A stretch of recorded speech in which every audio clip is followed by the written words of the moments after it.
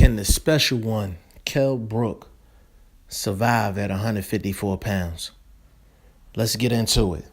G5 Jeff TV, hit the subscribe button, hit the like button. Please share this video. Support your boy. Support good content at all times. So again, the question is, Kell Brook, can he survive at 154 pounds? Now, me personally, I think Kell Brook should have made this move to go up from welterweight to junior middleweight probably about 3-4 fights ago. Okay. When you're coming down in weight 30, 40 pounds and, you've been doing this for a long time in terms of the weight cut, it takes a toll on your body. It takes a negative toll on your body. You may get an advantage in terms of weight on fight night, but in terms of longevity, it's not good for you. Kell Brook is going through probably the toughest 2-fight stretch that you can go through for any boxer, with Errol Spence Jr. and Triple G Gennady Golovkin. And he got his eye socket broke in both fights. And the Triple G fight, that was the worst decision he could have possibly made. Some money bags is not worth the risk. And going up against, at that time, the most feared puncher at middleweight, and to come up in weight like that, that wasn't a good decision. I don't care how much money was involved. It wasn't a good decision, because what happened in the Triple G fight was a trickle-down effect into the Errol Spence fight. And in the Errol Spence fight, he was winning that fight up until his eye got injured. And, Kell Brook is a soldier. He's a soldier. He's just one of my favorite fighters, period, because he took on two of the toughest guys you could possibly take on. And that's including Shawn Porter, which a lot of people don't want to get in the ring with. So Kell Brook is taking on probably the 3 guys that nobody wants to face in the game, in Triple G, Errol Spence, and Shawn Porter. So he definitely gets props from me, unlimited props from me. But now he's embarking on something new, which is the junior middleweight division. And his first fight at junior middleweight is going to be against Sergey Rabchenko, I think March 3rd, 2018. Rabchenko, solid fighter.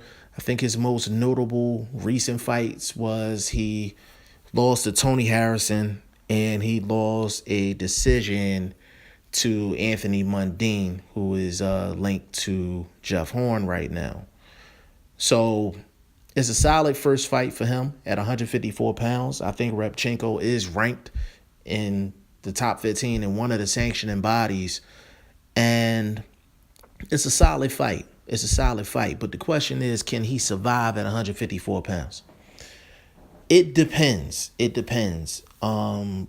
This is just assuming that his eyes hold up and he don't have any more eye issues. This is also assuming that, he may or may not take fights from any of the PBC fighters at 154 pounds. So that's Lara, Hurd, Trout.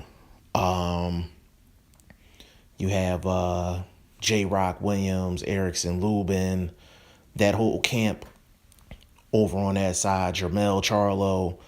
Assuming that he stays away from the PBC side of things, he can definitely survive at 154. He can definitely survive at 154. If he goes up against Rabchenko and wins that fight, they could possibly try to set something up with Saddam Ali at 154 pounds. And maybe he can get a 154-pound title. And maybe that would lure the person that's been ducking him for a long time, Amir Khan, into getting in the ring with him. As far as 154 pounds is concerned, if they're taking fights on the PBC side, fights against J. Rock Williams, that's an interesting fight, but I think Kell Brook would be favored in that fight. Erickson Lubin, that's another good fight, but I think Brook would be favored in that fight. Against the champions, Jared Swift Hurd, that's a big dude. That's a big boy. Pause.